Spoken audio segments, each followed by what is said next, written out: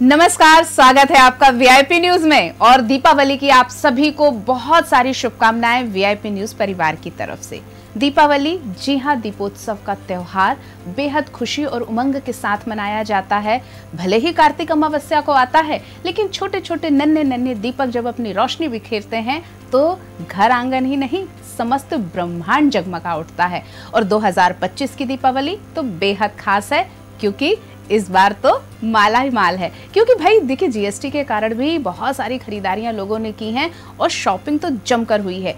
ठीक है, शॉपिंग की बातें तो हम बाद में करेंगे, लेकिन ये 5 दिन का त्योहार होता है। साल भर इंतजार करते हैं हम सब, तो किस तरह मनाया जाए ये त्योहार, कैसे करें खरीदारी और 5 दिन की पूजा पद्धति किस तरह से हो, तो क्यों ना इस पर कर ली जाए चर्चा। वैदिक विधान की किस तरह से हो बात और किस तरह से आप सब करें व्यवस्था। वीआईपी न्यूज के आज इस खास कार्यक्रम में हम आप सबको यही बात बताने वाले हैं और इन सब पर पूरी अच्छे तरह से विस्तृत धार्मिक वैदिक चर्चा करने के लिए हमारे साथ हैं धर्मेंद्र शास्त्री जी। बहुत बहुत स्वागत है सर। बहुत बहुत धन्यवाद। तो पंडित जी, बहुत ही खूबसूरत माहौल में दीपावली मनने जा रही है, 5 दिन का त्योहार है।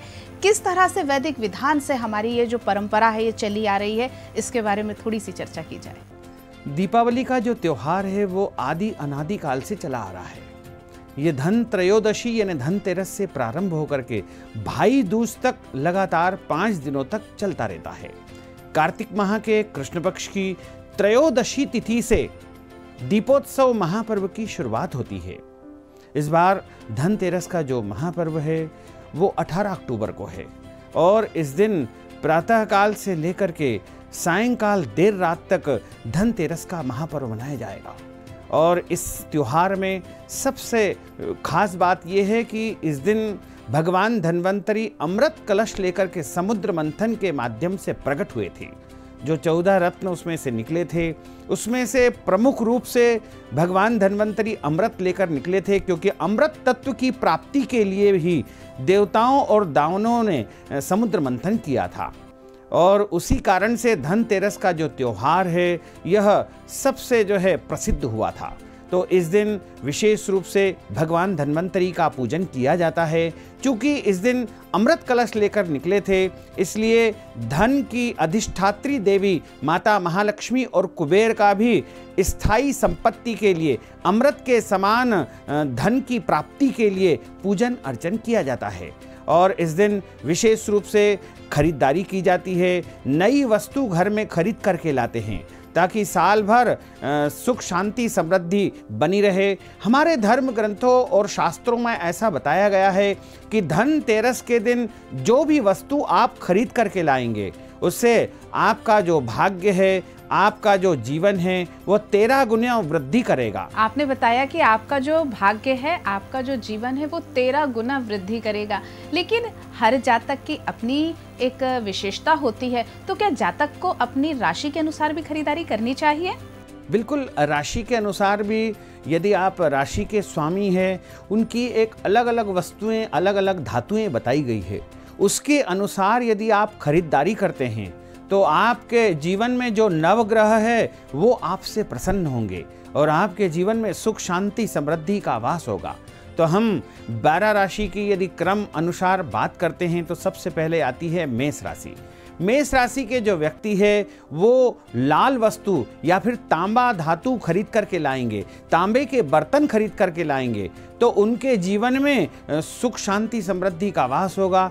इसी प्रकार जो वृषभ राशि है, वृषभ राशि वाले व्यक्ति यदि सफ़ेद वस्तु खरीद करके लाएंगे या फिर चांदी खरीदेंगे या चावल खरीदेंगे तो उनके जीवन में अक्षय लाभ की प्राप्ति होगी। इसी प्रकार मिथुन राशि के जो व्यक्ति है वो हरे रंग की वस्तु, हरे फल, हरी सब्जियां या फिर कोई भी हरे रंग की वस्तु यदि खरीदेंगे तो उनके जीवन में अत्यधिक लाभ की प्राप्ति होगी। इसी प्रकार जो कर्क राशि वाले व्यक्ति है वो सफ़ेद रंग की वस्तुएं जैसे चांदी या फिर सफ़ेद कपड़े खरीद करके लाएंगे या अन्य सफ़ेद वस्तुएं खरीदेंगे तो निश्चय ही उनके जीवन में सुख शांति समृद्धि का वास होगा। इसी प्रकार सिंह राशि वाले जो व्यक्ति है उनकी राशि के स्वामी सूर्य भगवान होते हैं और सूर्य भगवान का जो रंग होता है वो गुलाबी रंग का होता है। इसी प्रकार लाल और गुलाबी रंग की यदि वस्तु सिंह राशि वाले खरीदेंगे या फिर सोना खरीदेंगे तो इनको अत्यधिक लाभ की प्राप्ति होगी। इसके बाद आती है कन्या राशि। कन्या राशि के स्वामी बुध ग्रह है और बुध ग्रह का जो रंग है वो हरा रंग आता है। तो हरे रंग की वस्तुएं जैसे हरा कपड़ा, हरे फल या हरी सब्जियां या कोई भी हरे रंग की वस्तु यदि वो खरीदेंगे तो निश्चय ही इनके जीवन में सुख शांति समृद्धि का वास होगा। इसके बाद आती है तुला राशि। तुला राशि वाले जो व्यक्ति है उनके स्वामी शुक्र ग्रह होते हैं और शुक्र ग्रह को यदि प्रसन्न करना चाहते हैं तो वो चांदी खरीद के लाए या फिर हीरा खरीद करके लाएं या सफ़ेद कपड़े खरीद करके लाएंगे तो निश्चय ही उनके जीवन में अत्यधिक लाभ की प्राप्ति होगी।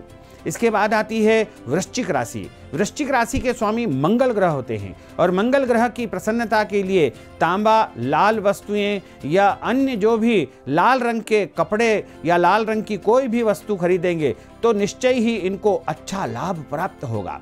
इसके बाद आती है धनु राशि। धनु राशि वाले व्यक्ति उनके स्वामी देवगुरु बृहस्पति होते हैं। पीले रंग की वस्तु खरीदारी करेंगे या फिर सोना खरीदेंगे या फिर हल्दी खरीदेंगे तो निश्चय ही इनके घर में सुख शांति समृद्धि का वास होगा। इसके बाद आती है मकर राशि। मकर राशि के जो स्वामी होते हैं वो शनि ग्रह होते हैं। तो शनि ग्रह का जो वर्ण होता है नीला रंग होता है। तो मकर राशि वाले यदि नीले रंग की वस्तुएं खरीदेंगे या पीतल की वस्तुएं खरीदेंगे या मिट्टी के बर्तन खरीदेंगे तो इनको अत्यधिक लाभ की प्राप्ति होगी। इसके बाद आती है कुंभ राशि। कुंभ राशि के जो स्वामी होते हैं वो शनि ग्रह होते हैं। शनि ग्रह का जो वर्ण है वो नीला वर्ण होता है, नीलाम जन समाभासम। नीले रंग की वस्तुएं खरीदेंगे, मिट्टी के बर्तन खरीदेंगे, पीतल के बर्तन खरीदेंगे तो इनको अत्यधिक लाभ की प्राप्ति होती है। इसके बाद आती है मीन राशि। मीन राशि के जो स्वामी होते हैं देवगुरु बृहस्पति होते हैं। मीन राशि वाले यदि जल तत्व की वस्तुएं खरीदेंगे या सोना खरीदेंगे, पीतल की बर्तन खरीदेंगे तो उनको अत्यधिक लाभ की प्राप्ति होगी। बेहद ही विस्तार से आपने ये सारी चर्चा बताई कि जिस जिस राशि के जो लोग हैं, जो जातक हैं, वो अपनी राशि के अनुसार उसका खरीदारी कर सकते हैं और सुख शांति ला सकते हैं। पूजन विधि धनतेरस में किस तरह से की जाए? देखिए, धनतेरस के दिन पूजन का विशेष विधान है। खास तौर से जो आयुर्वेद का जहाँ पर आयुर्विज्ञान की जहाँ पर चिकित्सा होती है या जो मेडिकल स्टोर होते हैं और जो चिकित्सालय होते हैं वहाँ पर भगवान धन्वंतरी का पूजन किया जाता है। तो भगवान धन्वंतरी का चित्र भी प्रायः बाजार में मिलता है या उनकी मूर्ति या स्वरूप भी मिलता है। भगवान विष्णु के ही अवतार भगवान धन्वंतरी को माने गए हैं। तो शाम को प्रदोष काल के समय भगवान धन्वंतरी का पूजन बताया गया है। इसके अलावा व्यापारी वर्ग जो व्यापार करते हैं वो धनतेरस के दिन में गादी बिछा करके गादी का पूजन करते हैं और गादी के ऊपर स्वस्तिक का चिन्ह बनाया जाता है। चूँकि व्यापारी जो वर्ग होते हैं उनके लिए दिन का जो मुहूर्त है वो सबसे श्रेष्ठ माना गया है।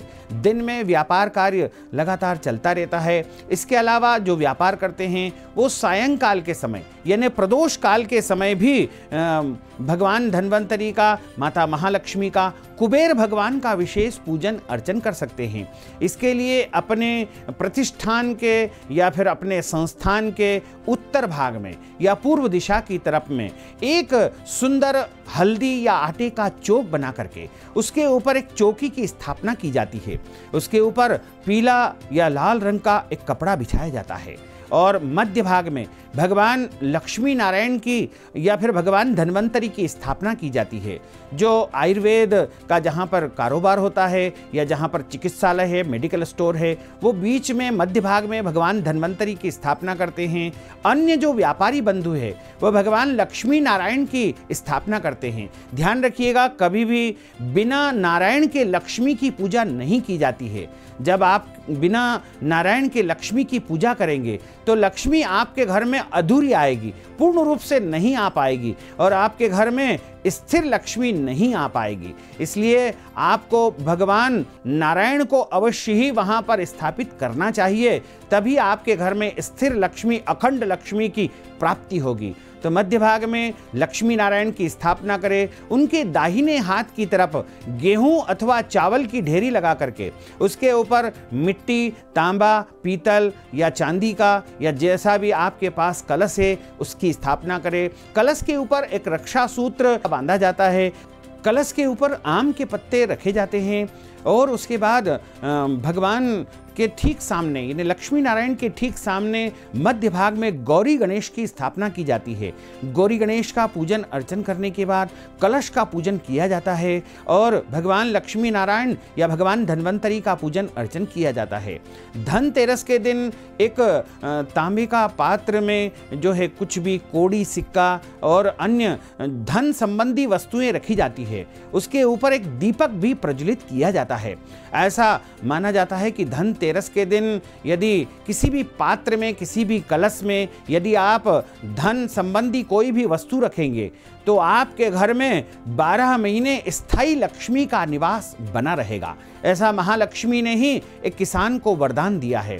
तो आप लक्ष्मी जी की पूजा करें, भगवान नारायण की पूजा करें और उनकी अच्छी प्रकार से आरती उतारें। और आरती उतारने के बाद में जिस प्रकार हम दीपावली के अवसर पर, दीपावली के दिन हमारे पूरे घर में दीपोत्सव करते हैं, दीप जलाते हैं, उसी प्रकार अलग अलग स्थानों पर, मुख्य द्वार पर, पूजा घर में, छत के ऊपर, तुलसी जी के समीप में और अन्य स्थानों पर दीपक जला करके और धनतेरस के महापर्व को बड़े धूमधाम से मनाना चाहिए।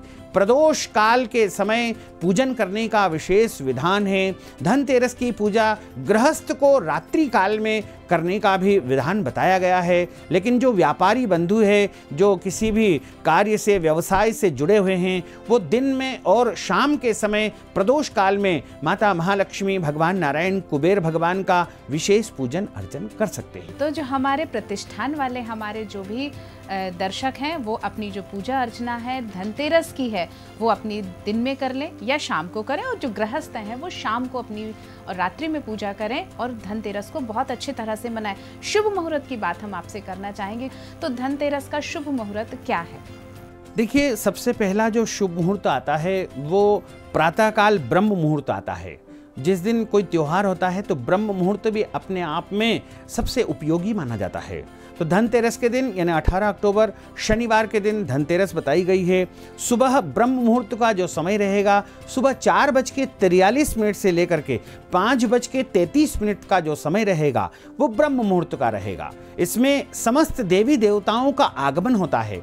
उस समय उठ करके उनका आवाहन करना चाहिए और देवी देवताओं का आगमन यदि होता है तो हमको जाग जाना चाहिए। यानी धनतेरस के दिन हमको सूर्यास्त के पहले ब्रह्म मुहूर्त में स्नान करके और देवी देवताओं के स्वागत के लिए तैयार होकर के और उनको नमन करना चाहिए। इसके बाद अगला जो मुहूर्त होता है जिसे अभिजीत मुहूर्त कहा जाता है। अभिजीत मुहूर्त जो कि दिन में यानी मध्याह्न काल में दोपहर के समय 11:43 से प्रारंभ होकर के 12:29 तक रहेगा। अभिजीत मुहूर्त में भी व्यापारी वर्ग या अन्य व्यक्ति भगवान धन्वंतरी का और माता महालक्ष्मी, कुबेर का पूजन अर्चन कर सकते हैं।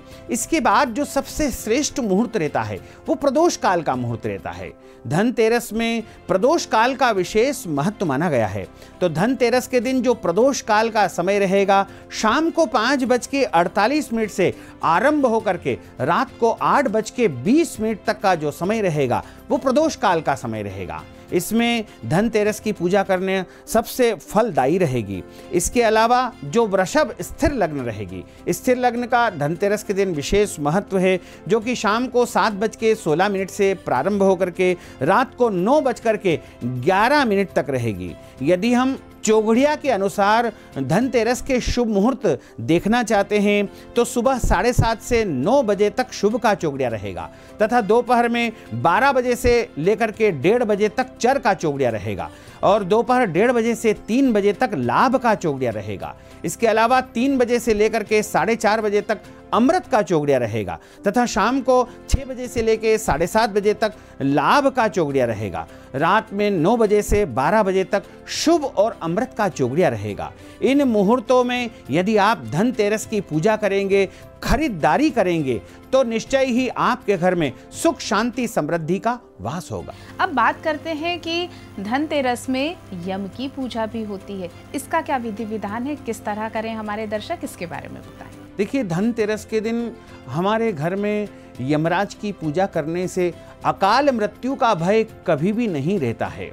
अकाल मृत्यु का अर्थ होता है कि बिना आयु पूर्ण करे यदि किसी की मृत्यु हो जाए, जैसे एक्सीडेंट में मृत्यु हो जाए या किसी अचानक किसी बीमारी से किसी की मृत्यु हो जाए या किसी भी प्रकार की चोट मोट दुर्घटना से मृत्यु हो जाए, उसे अकाल मृत्यु कहा जाता है। तो मृत्यु के देवता यमराज की प्रसन्नता के लिए इस दिन यमराज को दीपदान किया जाता है। इस दीपदान की जो विधि है वो प्रदोष काल में यानी शाम के समय संपन्न की जाती है। शाम को 5:48 से लेकर के रात को 8:20 के मध्य हमारे मुख्य द्वार पर, मुख्य द्वार के दाहिने हाथ की तरफ दक्षिण दिशा की तरफ इस विधि को संपन्न किया जाता है। यदि आपके मुख्य द्वार किसी और दिशा में है तो भी आपको दक्षिण दिशा में ही यमराज के निमित्त दीपदान करना चाहिए, क्योंकि दक्षिण दिशा यमराज की दिशा होती है। और दक्षिण दिशा की तरफ अच्छी प्रकार से साफ करके गंगा जल छिड़क करके पवित्र भूमि को करके वहां पर आटे का एक चौक बनाएं और उस चौक के ऊपर गेहूं की ढेरी रख दे और उस पे आटे का एक दीपक बना करके, जिस प्रकार हम आटे की रोटियां बनाते हैं तो आटे की लोई बना ले और एक चौमुखा दीपक तैयार कर ले और चौमुखा दीपक तैयार करके 4 बत्तियां उसमें रख दीजिएगा तथा उसके अंदर आप सरसों का तेल या तिल का तेल आप डाल दीजिएगा। ध्यान रखिएगा, यमराज के दीपक में कभी भी घी का दीपक नहीं जलाया जाता है, इसमें केवल सरसों का तेल या तिल के तेल का ही उपयोग किया जाता है। उसके बाद उस दीपक को चारों बत्तियों को प्रज्वलित कर दिया जाता है तथा उसके चारों ओर कंकु लगा करके, अक्षत लगा करके दीपक का पूजन किया जाता है और हाथ में जल रख करके और अपना नाम और गोत्र उच्चारित करते हुए उस दीपक के आसपास आपको इस प्रकार जल घुमाना चाहिए और प्रार्थना करनी चाहिए कि हे यम देवता, हमारे घर में परिवार में सभी सुखी रहें, स्वस्थ रहें, दीर्घायु रहें, किसी को भी अकाल मृत्यु नहीं मिले। और इस प्रकार आप प्रार्थना करते हुए यमराज को प्रणाम करें और वह जल के माध्यम से दीपदान यमराज को प्रदान कर दे।